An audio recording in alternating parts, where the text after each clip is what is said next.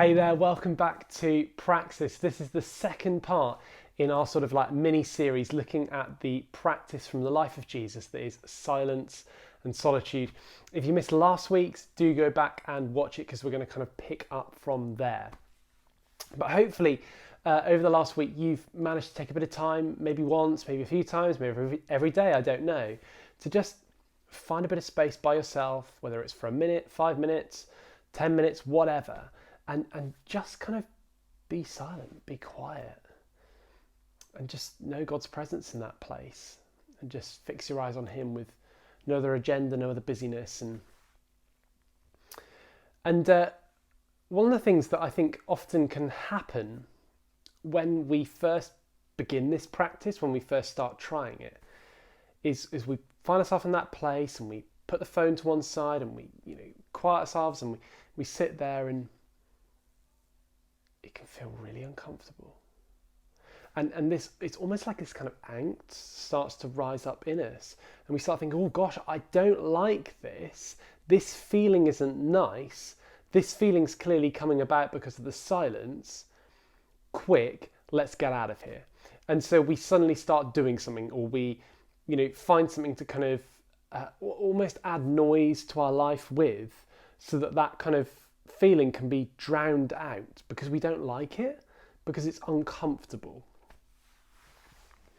And I think when I think of this, it makes me think of the time that Jesus spent in the wilderness. Jesus went into the wilderness place to be by himself. He was led there by the Spirit. And it was in the place of the wilderness that he was tempted. Why was it in the place of the wilderness that he was tempted? Because it was only when he was brought to the lowest point, where he was brought to kind of the end of himself, where he couldn't, there was no other noise or clutter or other people filling his sort of headspace, that he was able to confront those things and kind of do that business, fighting against essentially the, what the enemy was trying to throw at him. And I think often what happens to us when we're in a place of silence and solitude is stuff that was already within us starts to rise to the surface. We live such noisy lives. There's so much going on all the time, so many people in them, so many things to distract us. Very easily there can be stuff that we're carrying, whether that's an emotion, whether that's some hurt, whether that's some worry. And we can carry these things without even realizing we're carrying them, because we never have to confront them, because there's so much noise going on. And anytime they sort of rise to the surface, there's something to kind of fill our consciousness with. And I think often what I've found is it's in the times of silence that suddenly I become aware of these things. It's almost like I enter a mini wilderness period like Jesus entered. And I start feeling anxious, I start feeling a bit uncomfortable. And the reason for that is not because the silence is making me feel uncomfortable. It's more that in that period of silence, God is using that to just surface some stuff within us that we've maybe tried to hide or drown out or ignore.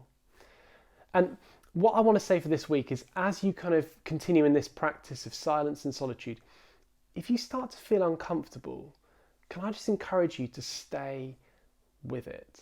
Don't be afraid of that discomfort. It might be that God is just surfacing something that maybe you've drowned out with all the noise in your life, and just trying to bring it to your attention so that you can deal with it. That won't be comfortable, but if you'll let him, ultimately it will be glorious. And so if you start to feel that, I just encourage you to just ask God, what's going on here? Why am I feeling this funny feeling? Is that just me? Is that you? Is that my discomfort with silence? And if I'm finding a discomfort with silence, why is that? Why can I not cope with being by myself? Why do I find it hard to be in a space where there's not distractions? What's going on there? And just ask Jesus some of those questions. Ask him about the discomfort and see what he might say to you through it. And allow him to draw you closer to himself and deeper into the person that he's made you to be. We'll pick more up on this next week, but keep trying it out, keep giving this practice a bit of a whirl and see what God does with you in and through it.